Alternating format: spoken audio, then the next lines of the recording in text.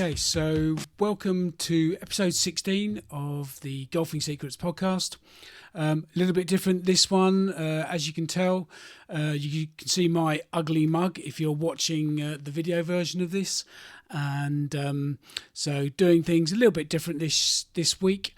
We've also recorded a podcast or an interview with a lady called Sian Evans, who is currently a player on the Rose series of tournaments, and also has played on the European Tour, or the Ladies European Tour. She's got an interesting story, and I was fortunate enough to have a lesson with her. She's actually a pro at our local golf club, and I had a lesson with her, and in between doing the lesson, we decided we'd actually sort of record the podcast in between doing the lessons. So hopefully everybody enjoys that. But before we get to that, I just wanted to do a quick snapshot review of the PGA Championship. Great tournament this week. Has raised some questions, or at least I feel it's raised some questions, certainly when it comes to LIV and world golf rankings and the likes. So obviously Brooks Koepka won the tournament, his third PGA Championship, and that puts him up there with the likes of Tiger Woods, Jack Nicklaus, I think it was Gene Sarazen, and a couple of other real legends of the game. He's now won 5 majors, so for me that does put him up there with the legends, and certainly in terms of his achievements. And as I say, one of the only ones to have won it 3 times. Now, he's also obviously the first LIV Golf player to have won a major, and for me, it certainly sort of raised some questions when it comes to things like LIV World and the World Golf Rankings, because at the moment, LIV players don't get World Golf Rankings, and I think that over time, what that would mean is that less and less of them get to play on the major championships. And for me, I have to say I've thoroughly enjoyed watching and seeing some of those players playing in the major, or the first 2 majors of the year. Certainly at Augusta, Mickelson shooting a sort of an almost record round, or certainly not a record round, but certainly I think it was his best final round, I think, at the Masters. And obviously with Brooks Koepka this week winning the PGA Championship for his 5th major, has certainly put some questions, I think, in terms of whether or not LIV Tour players should get world ranking points for their tournaments. Now, I've sat a little bit on the fence with it, and this is the first time that I'm actually sort of suggesting or saying actually that I believe that LIV Golf Tour players should get golf rankings. Now, I'm not saying they should get exactly the same amount as they do for regular PGA Tour events, and there's a couple of reasons for that. The first is that obviously they only play 3 rounds in a tournament, so you can't really justify giving the same amount of world golf ranking points as you do for a 4-tournament event, which the PGA Tour events all are. Also, and I think this is more relevant, is actually the fact that there's no cut on the LIV, so there's no real pressure on the players to make the cut. And I think pressure can do all sorts of things to players when they're trying to make the cut, and it puts pressure on those that are actually, near the cut. They might be under it to start with, but if they don't start playing well, then that gets into their minds. And I think they could certainly maybe play 1 or 2 poor shots because they're thinking about it too much, or so I think not having a cut, I think, plays a massive impact into how people play. And the fact that because there's no pressure for them to make the cut, because they're always going to be earning money each week, they've all got big lump sums to join, and I can't blame them for doing that for sure, but there's no pressure on them to even make a cut. So how can you justify giving the same amount of world ranking points to those that are on the PGA Tour? And I just can't see them doing it. The fact that they play 3 tournaments, equally, they certainly shouldn't get the same amount of golf ranking points. But I do feel that they should. I do miss seeing some of those players playing, and a lot of that's down to the fact that the LIV Golf Tour coverage just isn't as easily accessible. It's just not as good. And as a result of that, I just don't get to see those players unless they happen to be playing in the major championships. And for me, that's a real disappointment. Because irrespective of their choices, clearly they've gone for the money, and I can't blame them for that. But they can't be justified by getting the same amount of world golf ranking points. But I think they should at least have the opportunity. World golf ranking points are given to other tours that aren't on the PGA or aren't necessarily the PGA Tour events. So I think it does seem a little bit unfair for them to not at least get the opportunity to get world golf ranking points. Now, obviously, they're going to be smaller, or they should be smaller, but and it still may mean that not as many get into the majors, but at least it gives them an opportunity. So that's my piece for this week on LIV, really. Hoping to get to see an event or see the England event in, I think it's July, I think it is, the beginning of July. So hoping to get to see that, and we'll sort of see how it goes. But that's my two penneth for this week on LIV. Yeah, I think they should be getting world golf ranking points, but just not as many, because there's a lot of factors to take into consideration when it comes to that. And that's my piece on LIV. So it's now a case of sort of getting into the main content. As I say, it's an interview that we did with Sian Evans in between me having a lesson, and hopefully you like the content. If you are watching it on the video, then please post your comments beneath the video. That's on our YouTube account. And if you're listening to this, you can, if you're listening to it certainly on Spotify, you can add any comments or questions into the Q&A section. Otherwise, if you're not watching it on the video and you're not listening on Spotify, listening on the other podcast services, then you can send us feedback at feedback@howtopractice.com. Anyhow, that's enough from me. You've seen my ugly mug for long enough and heard my dulcet tones enough. So let's get to the main content and the interview with Sian Evans. Thanks for listening and watching. Cool. It's a lovely backdrop today, isn't it? Yeah, it's nice, glorious. So nice. Cool. Right. Well, we've just taken a bit of a break from my lesson, which is going extremely well. A change we've been working on is seems to be going really well. So we'll talk about perhaps a little bit about that later. But so I suppose we want to sort of get to know you a bit and get to sort of know where you sort of come from. So how do you sort of get into golf to start with? So I got into golf through my dad. So my dad and granddad played and were members of a club near where we lived. And I always used to badger them and just say, "Can I come? Can I come?" I used to have my own little tiny club, and I must have been like 3 or 4, right. Really little. And I used to just go around with them when they played, like on a Sunday afternoon and stuff. And just really loved it. But back then, a lot of the time, juniors were restricted to memberships a little bit older. So I think at the club they were at was about 8 years old or something. So I kind of learned, pitch and putts and things like that. My dad built me a net in my garden so I could have a little go. And then, when I was 8, I joined the golf club. So that's kind of where it all started really. Yeah. And obviously, you sort of progressed fairly well and got into. Was it? Did you play for England? What was the? Yeah, so I played for Kent first. So I played for Kent. I think I was about 10 or 11. So a couple of years after I really started playing properly, and then I was in the England setup from 11. So all the way through to 18. So being in the England, what does that involve? Being in sort of the England setup? So a lot of it's coaching. So sort of at the age of 11, you go to. It used to be in regions, so it'd be like the best sort of 6 to 8 girls in your region, and you'd go up in age groups basically. Right. And then I sort of started properly playing for England about 14 or 15. Okay. So in sort of under 16s matches and things like that, all the way up to under 18s, like all the big matches that you play against sort of Scotland, Ireland and stuff like that. So, okay. Yeah. And what sort of, I imagine when you're into that sort of setup, having never ever been in it, what's the sort of commitment-wise, I mean, obviously, I suppose your parents are obviously a lot of driving for your parents. Yeah, my poor parents. Yeah, so it's we used to do Kent training. I did that all the way through as well. So I sort of did both alongside. So played for Kent and England at the same time, and they were about once a month each. And you'd go for, especially England, you'd go for a whole weekend.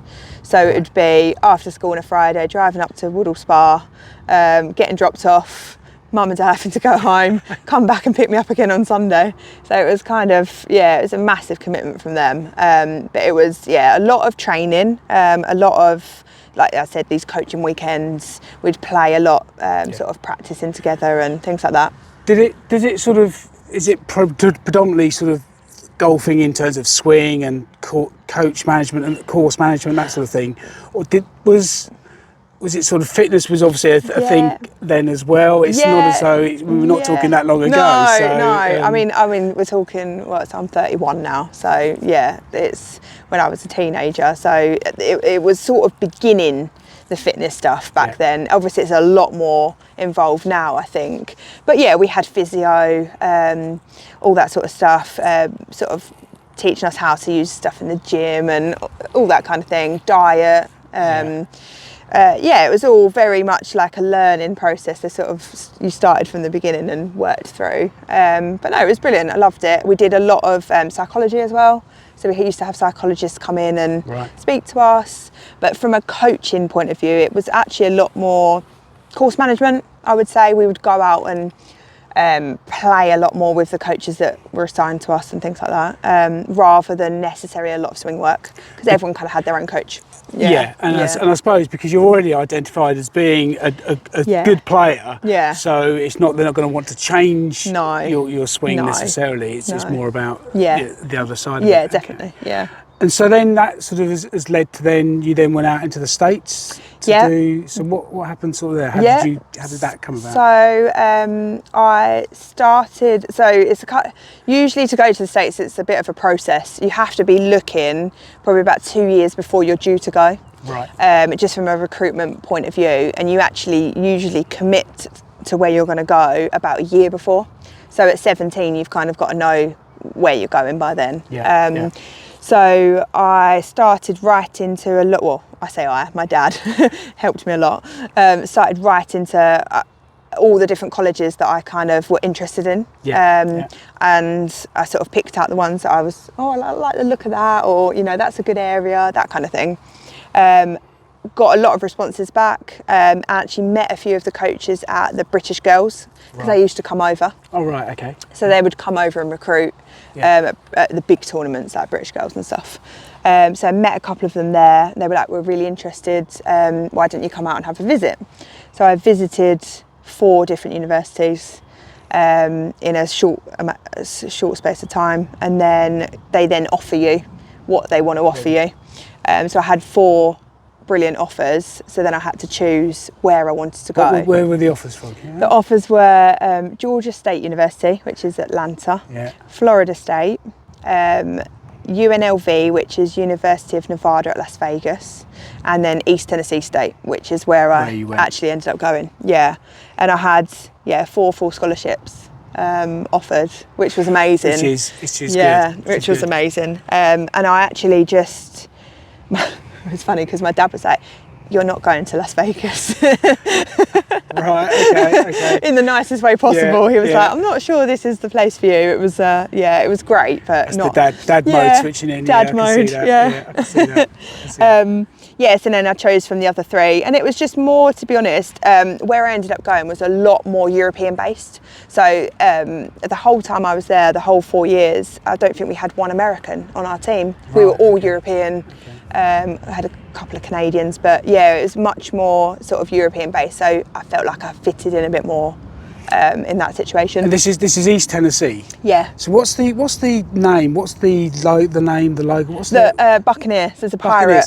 Yeah. So it is Buccaneers, yes. Yeah. Yeah, Okay. So he's is a that little Tampa? pirate. I'm trying to think of the American football team that's out there. It's Tampa Buccaneers, Yeah, isn't it? yeah, It is, yeah. Buccaneers, it is yeah. that way. So on all our stuff, we've got little pirate logos. Yeah, because Right, that's okay. our, yeah. Because my daughter's one of her best friends at school. She's out in the States now, Oh, cool.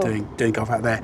Oh, amazing. I'd like to think it is East Tennessee, but you said Florida as well, and I Yeah. don't know if it's one of the Florida ones. She'll potentially. kill me for not knowing the For right not one. But she's out there now doing Oh, it. amazing. And she had a full scholarship as well Yeah, as part of the yeah. England sort of It's setup amazing. as well. So, cool. That's so good cool. to Yeah. good to sort of do. And then from there, you went into the coaching. We'll talk about the coaching in a little bit. Yeah, amazing. Yeah, perfect. Okay, so I've been well and truly put through my paces.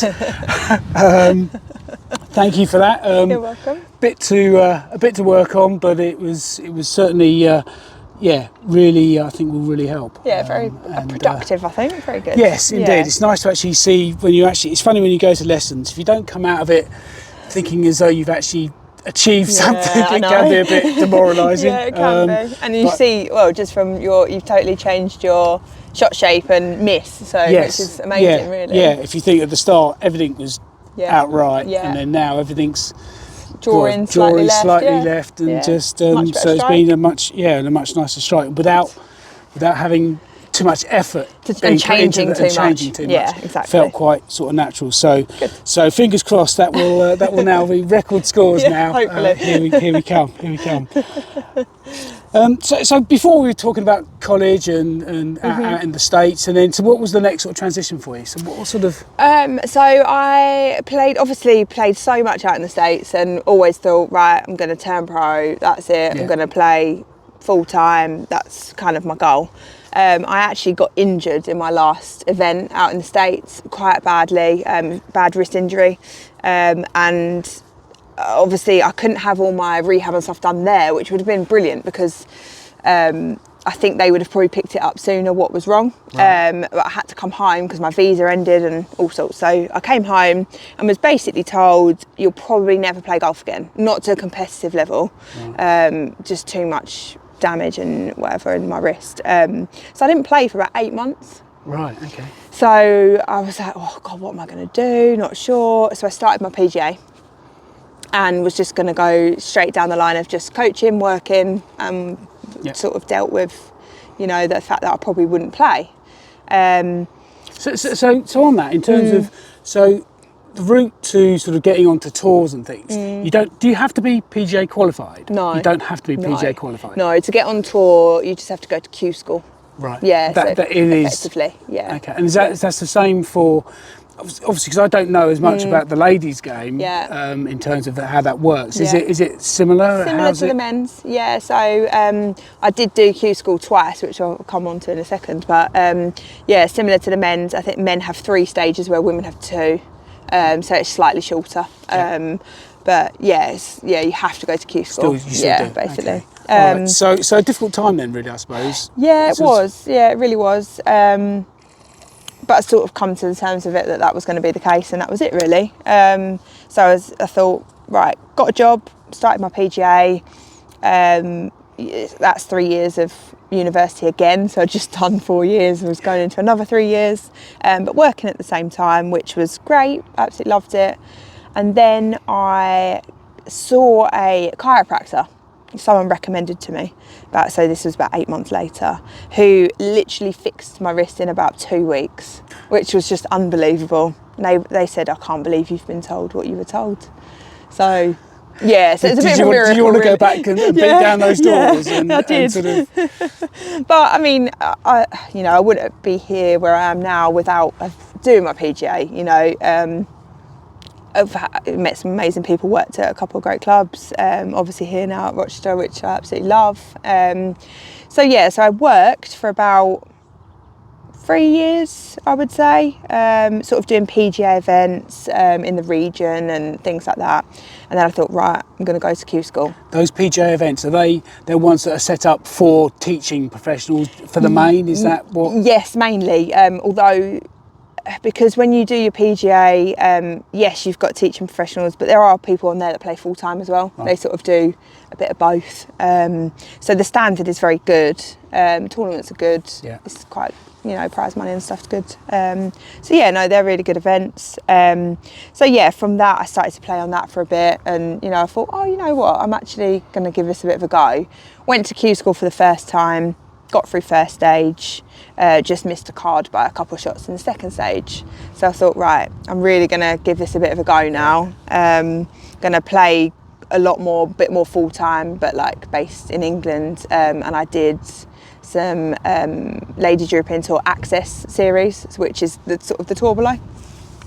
Played a few of those events, and at the end of that year went back to Q School, got my full cards, came fourth at Q School, which was amazing. Yeah, it was amazing. And then 2019 I had my first full year on tour, playing obviously all over the world, travelling everywhere. Yeah, it was brilliant. But then obviously 2020, COVID. When you're actually on the tour and sort of doing that, I always feel it's sort of quite tough if you're not right at the top in terms of, I mean, how do you fund those sorts of things? And it's that, because it's not cheap travelling around the world and doing that.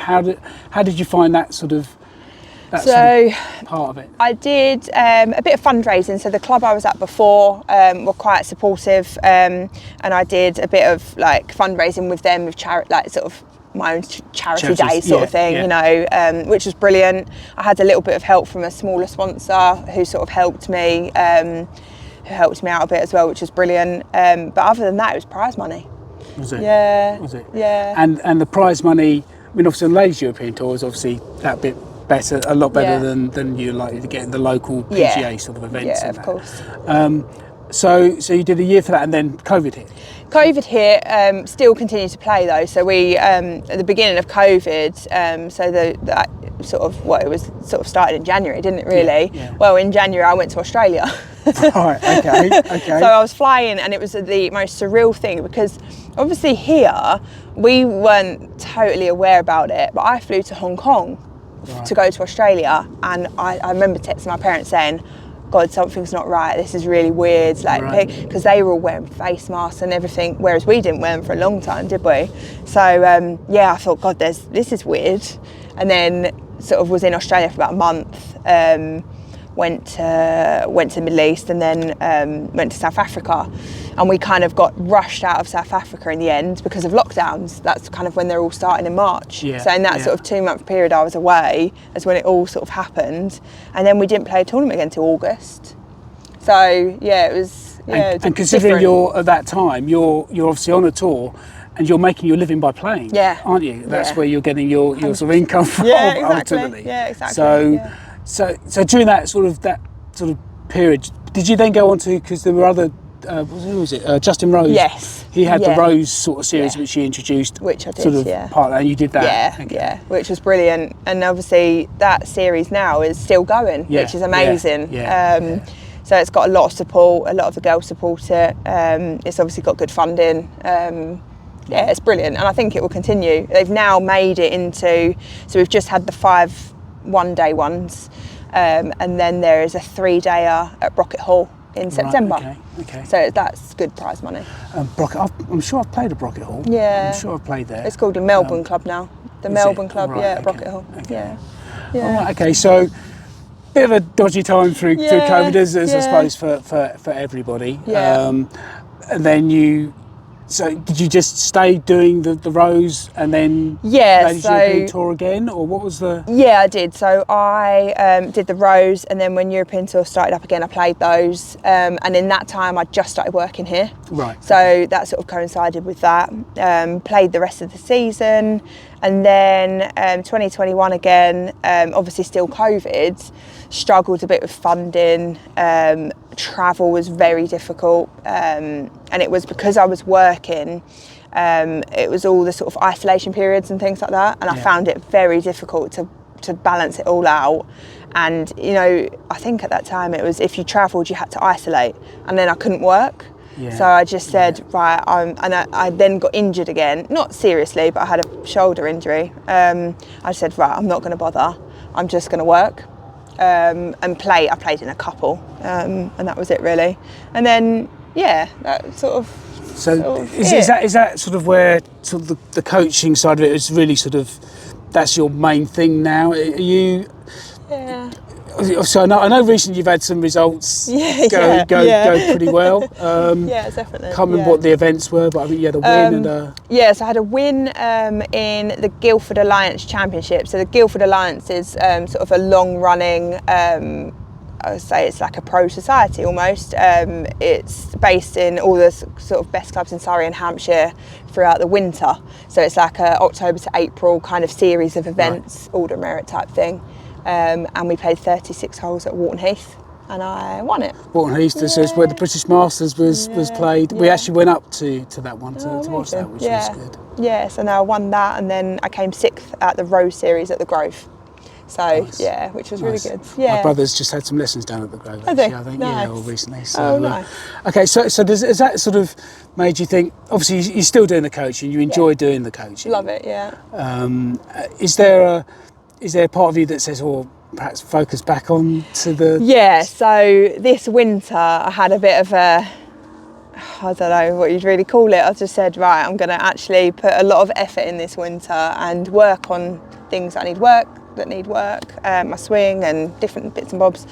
So I do want to play like a full season, but probably not travelling. I'll play as many PGA events as I can. I played all the Rose. I'll play a couple of, so Access Tour, I've got a couple of events in England, which are like 3-dayers. Okay. And then I've got Women's PGA, which is national, so national events, and it's good money. And I'm just going to play a lot more, but just a bit more local based, I think. Right.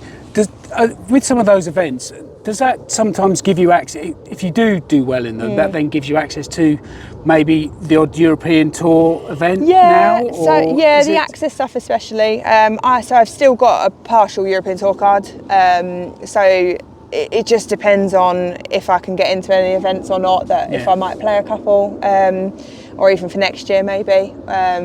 We'll sort of see what happens with that. I suppose by not being just on the tour and using that as your way of getting money in ultimately, some whole living, then I suppose it takes a little bit of pressure off. Yeah, 100%. Also when you're playing as well, I suppose. Do you know what I found when I was playing full time? I found it was very pressured all the time. It was always very, you've got to play well to pay your mortgage and things like that. And it got to the point where it almost becomes unenjoyable. Yeah. And I still want to play golf to enjoy it. And actually, if it's a bit of bonus money, then that's great. Yeah. But through my job and working and coaching and whatever, I've got that. And then I can play golf more for the fun actually of it and enjoy it rather than, and enjoy working on it and practicing it rather than feeling like you've got to do that. The be all and end all. Yeah. I do think sometimes when I'm playing, I think I've always been a bit that way anyhow. Certainly when I've played hockey and that, I've always been winning. I have to win and everything. And for me, it's not actually about winning events. For me, it's about getting my handicap down. That's the driver for me wanting to get better. And I just want to get as low as I can and sort of do that. Yeah. But it's not my income. No. At the moment, it's not. Certainly, and unlikely to be in the future of golf. Yeah. And don't get me wrong. If I'm playing an event, I'm playing it to win it. But it's if it doesn't happen, I don't have to beat myself up quite as much. The fact that I've earned no money, we are good a at little that, bit us golfers, different. but we beat ourselves up. I was looking at some numbers for putting stats. Putting's my thing.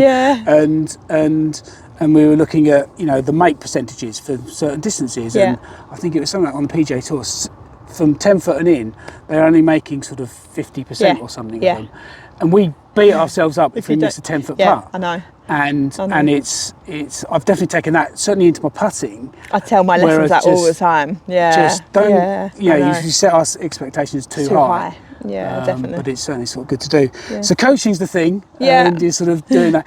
Is there a particular area? I mean, obviously we've worked on sort of mid irons and longer irons as well. But is there an area that you feel that you enjoy more, or is there a specialist area for you? I love short game. So I do love teaching short game because I think so many people can improve in that area, especially club golfers, amateur golfers, just even from shot selection, club selection, that kind of thing. So I do love a short game lesson, but I like on-course lessons a lot. I think people don't necessarily really think about course management at all. From a club golfer point of view, and when you tell them certain things, they're like, oh yeah, I would never have thought of that, so I love those sorts of lessons. But then equally, like we've done today, like a bit of technical work on swing, and just seeing the improvement. I think that's the biggest thing with golf, when you give someone a lesson and you can see the improvement and how then happy they are. I think that's just the main reason, I mean, I've had a grin on my face most of this morning, just from the get-go, from the changes, and it's very rewarding for you, but equally for the person having the lesson too. Exactly. Okay, so coaching is the way forward, with a bit of the PGA stuff. If anything else happens with that, great. But if not, you've got your sort of coaching thing. So just a couple of things, I suppose, just sort of round things off. Really, so what do you see as what's your strength as a player? First off, as a player, I'm very consistent. So I don't tend to miss many fairways. So like distance with consistency for me. If I'm having an off day with driver, it does affect the rest of my game, because that's my strength, that's it. I would say short game as well. I've improved that a lot over the last, say, 5 years. I would say it always used to be a weakness, but now I'd be pretty confident with any kind of shot. So I'd say that my probably two weeks. I love short game and putting in my strength, really, and I like the challenge of being in some ridiculous situation where you've got to get up and down. I love thinking, I can give that a go, and maybe make it, and sort of do it that way.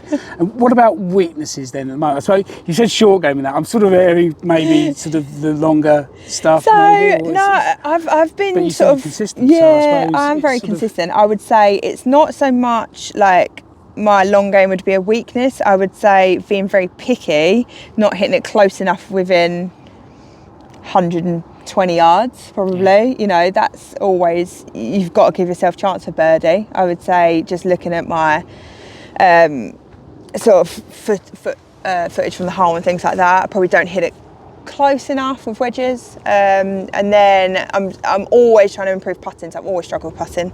I struggled a lot about a month, 6 weeks ago. Had a bit of a putting lesson with Warren, and he really helped me, and then all of a sudden just started holding everything. So recently putting's actually been better, but I would say my mid-range, so say 6 to 20 feet, is kind of where I'm always trying to improve, just trying to hold more. And like we said a minute ago, your expectation is to hole more, but when you're playing at that level, you have to. You just, you need a couple of putts to drop in a round for birdie or a par save or something. So that's kind of where I'm at. Cool, brilliant. All right, well, thank you for taking the time. Thank you for the lesson. You're welcome. I will we'll keep on that, and we'll see how that goes. Let me know how you get on. In terms of sort of contact, we'll put some contact details into the under the video. Perfect, and we'll do that. Yeah, amazing. So thank you for the time, welcome, and it's been a pleasure. Thanks you. Cool. Thanks for taking a look at the video. If you liked it, please click on one of the other videos, which should be shown probably up here or up there, or even down below there.